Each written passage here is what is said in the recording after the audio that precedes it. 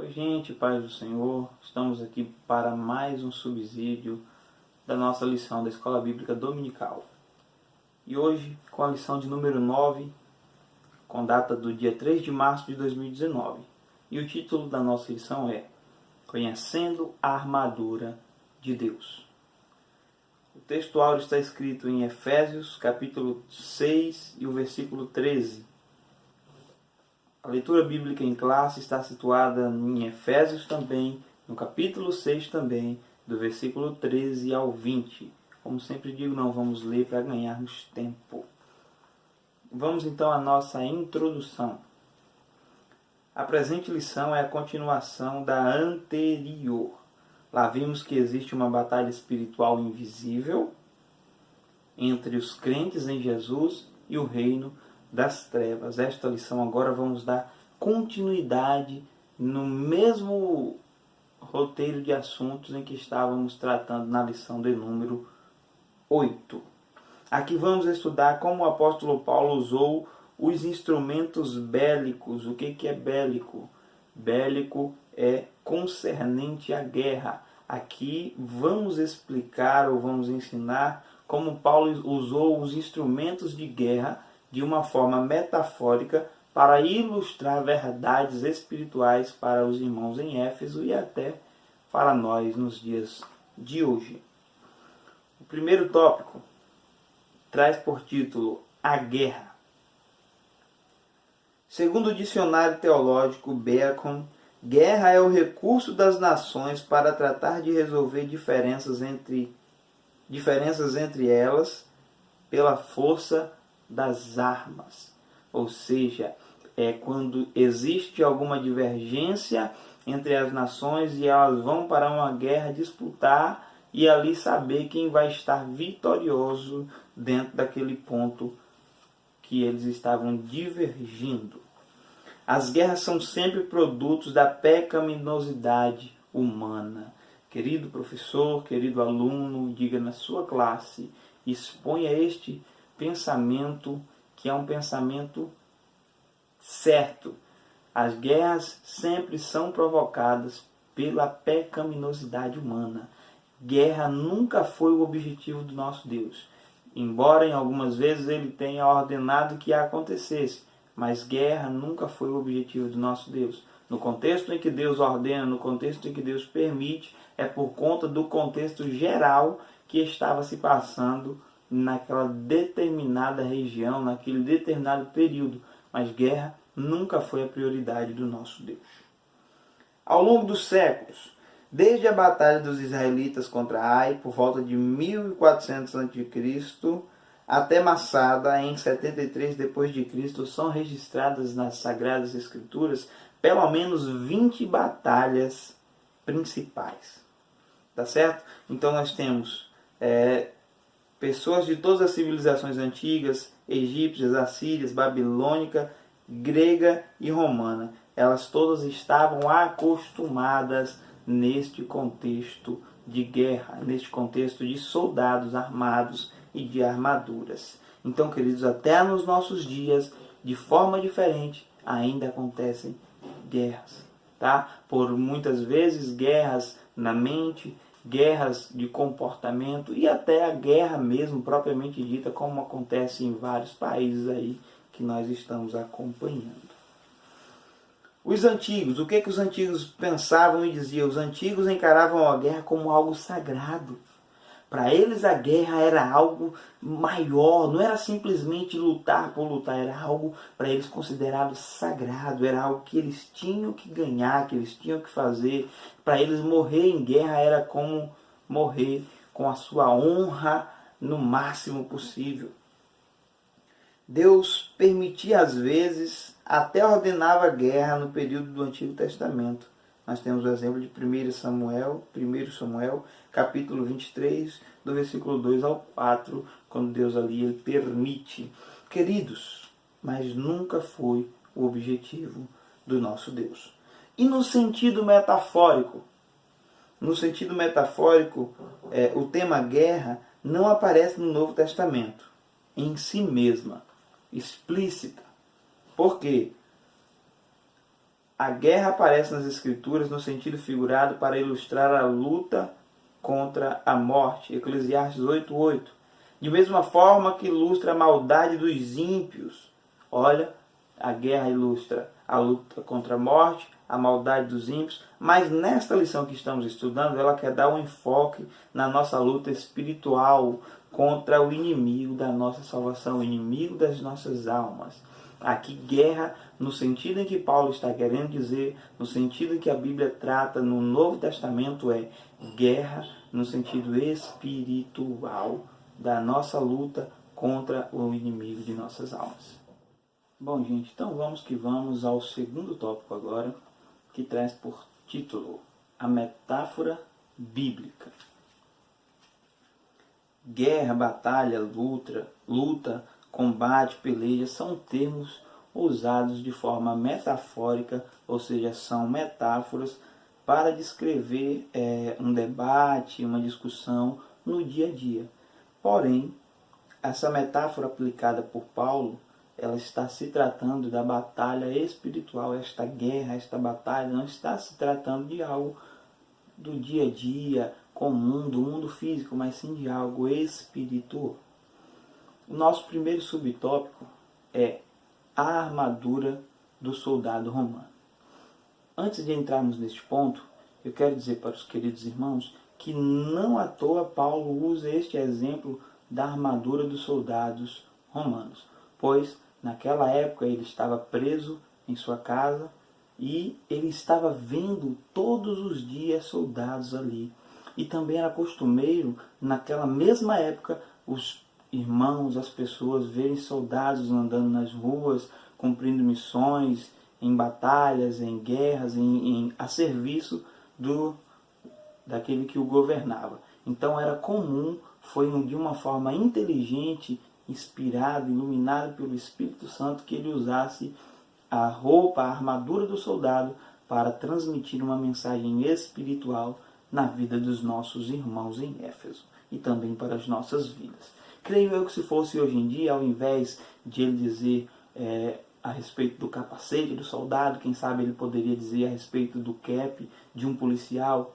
Talvez se fosse no nosso século, ele poderia usar um policial ao invés de um soldado romano. Certo? Ao invés dele dizer a espada, ele poderia dizer o cacetete ou a arma. Algo desse tipo, de acordo com o tempo que ele vivia. Ele usou segundo a necessidade para transmitir de forma simples aos irmãos este conteúdo espiritual. Então vamos. A armadura do soldado romano. Como eu já falei, Paulo estava preso em sua casa, em prisão domiciliar, e nesta prisão em Roma ele escreveu 4 epístolas: aos Efésios, aos Filipenses, Colossenses e a Filemão. Paulo convivia com esses soldados, como eu também já disse a vocês, e por isso ele usou esta metáfora. O segundo subtópico, a armadura de Deus. Nós precisamos, queridos, todavia, mesmo depois de nos revestirmos com esta armadura de Deus, permanecer para o combate diário espiritual. Aqui, queridos irmãos, Paulo vai dizer no versículo 14, na parte A: tendo cingido os vossos lombos com a verdade. Que verdade é esta que Paulo ele quer dizer? Isto significa usar a verdade como cinturão. Essas metáforas são apropriadas, pois usam coisas da vida diária, conhecidas de todos, para esclarecer verdades espiritual. Paulo estava dizendo, queridos, cinjam-se com toda a verdade, cinjam-se com toda a palavra de Deus, cinjam-se com tudo aquilo que provém do nosso Pai, que é o melhor que nós temos. Terceiro, a couraça da justiça. Qual era a função da couraça da justiça e o que era a couraça de um soldado greco-romano? A couraça era aquela peça que vinha aqui e protegia toda a região do seu tórax, ombros, abdômen, as costas. Em alguns casos, esta couraça ela era maior e ia até mais embaixo um pouco nas pernas. A função era proteger o pescoço, o peito, como eu já disse, e também, em alguns casos, ela vinha maior e chegava até a coxa. E o que esta couraça, no sentido espiritual, significa? Olha o que o comentarista diz: um abrigo contra as feridas morais e espirituais e uma proteção da justiça de Cristo imputada ao pecador. É a couraça. Queridos, contra as feridas morais, contra o moral, contra também o espiritual, esta couraça ela nos protege dos ataques do inimigo. Que couraça é essa? É a couraça da justiça, trazendo para o lado espiritual. É a proteção que o Senhor Deus ele nos dá. É a proteção que o Senhor Deus nos dá através de tua palavra, através de uma vida de comunhão com Ele, através de uma vida de santidade, através de vários outros requisitos que compõem no reino espiritual esta couraça que vai nos proteger de várias formas dos grandes ataques do inimigo. Vamos aqui entrar agora no terceiro subtópico, as outras armas usadas como ilustração. E eu quero aqui enfatizar naquilo que o comentarista disse, que o apóstolo Paulo ele não foi enfadonho ao citar várias armas dos soldados romanos. Vários instrumentos bélicos, como eu já disse, bélico, que provém de guerra, instrumento de guerra. Ele não foi enfadonho, porque ele estava utilizando algo que era cotidiano, ele estava utilizando algo que era necessário para fazer assim a vontade do nosso querido Deus. Os calçados, o termo hebraico naal quer dizer sandália ou sapato, e o seu correspondente grego na Septuaginta e no Novo Testamento é hipodema, que quer dizer sandália, vem do verbo hipodeu, atar debaixo, e diz respeito ao calçado formado de uma sola de couro que se amarra ao pé com correias e cintas. É comum vermos esse tipo de calçado nos filmes mais antigos, ou até mesmo em uma novela que passou pouco na Rede Record. É comum nós vermos ali, em filmes mais antigos, em filmes de batalhas, de guerras, do tempo romano. É bem comum nós conhecermos isso, então vai ficar fácil de você aí imaginar o que é isso. E o que isso significa na linguagem figurada? Isso se remete à agilidade e à prontidão na obra da evangelização e na pregação do Evangelho. Esses calçados, essa sandália da preparação do Evangelho da paz, significa, queridos irmãos, que nós temos que estar preparados e aptos para todo momento estarmos evangelizando, estarmos aptos, estarmos sedentos por fazer a obra do nosso Deus. O escudo da fé. O escudo da fé era o principal instrumento bélico de defesa na guerra. Trata-se de uma peça fabricada a partir de vários metais e de formatos diversificados. Uma peça de metal que os guerreiros traziam na sua frente para protegê-los. Haviam dois tipos. O primeiro, siná, proteção em hebraico. Era uma peça que cobria o corpo inteiro de forma oval e retangular, usada pela infantaria pesada. E o segundo escudo era chamado de marrém, usada pelos arqueiros. Então, haviam dois tipos de escudos. Uma usada pela infantaria principal e uma usada pelos arqueiros. E trazendo para o lado espiritual, o apóstolo Paulo usa essa figura como proteção para apagar os dardos inflamados do maligno, tais como calúnia, malícia, concupiscência, ira, inveja, dentre outros. Como podemos aplicar isso em nossos dias e aplicar isto para nós? Podemos aplicar, querido professor, querido aluno, diga isso na sua classe, diga isso na sua sala de aula, que nós podemos aplicar o escudo da fé contra as malícias, contra as difamações, contra tantas outras coisas que o inimigo ele lança sobre nossas vidas para tentar nos abater, para tentar nos destruir, para tentar nos matar de forma espiritual. Outra definição para dardos inflamados são aqueles pensamentos, aquelas setas que você sabe que não é de Deus, que você sabe que não é de ti e que às vezes vem na sua mente. É claro, deixemos claro que o inimigo, que o diabo, ele não tem o poder de ler a nossa mente. Ele não tem o poder que o nosso Deus tem. E esse poder de ler a mente, da onisciência, só pertence a Deus.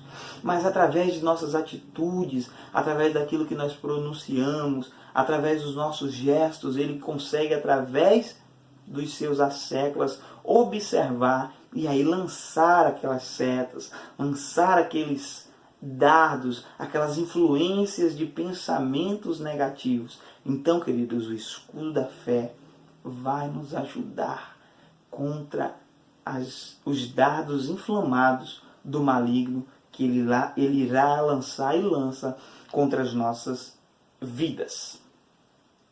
O capacete da salvação e a espada do Espírito. O capacete era algo que cobria a cabeça. Era feito de metal e acolchoado por dentro, certo? Para uma maior comodidade do soldado romano. A expressão paulina para a espada do Espírito refere-se à Bíblia, refere-se às Sagradas Escrituras. Então, como que nós vamos manejar esta espada? Nós vamos manejar a palavra de Deus. Nós vamos estar com a palavra de Deus. Nós vamos guerrear com a palavra de Deus. Jesus, quando foi tentado, lá no Evangelho, segundo escreveu Lucas, ele destruiu as astutas ciladas que o inimigo tentou para com ele através da palavra de Deus, usando sempre a palavra de Deus. Em Marcos 2 vai nos dizer que o Senhor Jesus estava pregando a palavra de Deus. Ele é a palavra de Deus. No princípio era o Logos. E o Logos se fez carne e habitou entre nós. Então a palavra sempre vai nos ajudar e vai nos dar o poder para vencer na batalha espiritual. Quarto e último tópico. Subtópico, perdão. A outra lista. A oração e súplica vêm permeadas entre esses elementos de armadura de Deus e permanecem juntas a essas armas espirituais. Queridos, você pode ter o capacete, as sandálias, a couraça, a espada, mas se não tiver oração, se não tiver uma vida de comunhão e contato com o nosso Pai, você vai se frustrar. Por isso é um conjunto. Por isso o apóstolo ele nos orienta a nos revestirmos de toda, não é apenas algumas partes da armadura, não. É nos revestirmos de toda a armadura de Deus. Diga na tua classe que vocês precisam, que nós precisamos nos revestir por completo com toda a armadura de Deus. Para quê, Gabriel? Para vencermos no dia mau, para que possamos combater o bom combate, este combate espiritual, esta batalha espiritual, para que possamos vencer só através de toda a armadura de Deus, só através do poder do nosso Senhor, da força do seu poder, como aprendemos na lição passada. Os crentes, a conclusão, os crentes precisam dessa armadura ainda hoje. Por isso sabemos que os inimigos da igreja não são agentes humanos. Por trás deles, os demônios liderados pelo seu maioral. Como eu disse, queridos, aplicando a aula passada aqui na igreja onde congrego, que nós não devemos lutar contra a pessoa que nos persegue. Nós temos que lutar, nós temos que orar, pedir a Deus para libertar esta pessoa daquele que está a manipulando. Porque toda guerra, toda perseguição, toda contenda é proveniente do maligno. Nada disso vem da parte de Deus. Que Deus em Cristo abençoe a tua vida. Não esquece de deixar aquele like se você foi edificado por esta pré-aula. Não esquece de compartilhar com seus amigos. Não esquece de se inscrever, ativa o sininho e receba tudo em primeira mão. Deus abençoe a tua vida de uma forma poderosa. Vamos crescer em graça e também em conhecimento sempre. Valeu!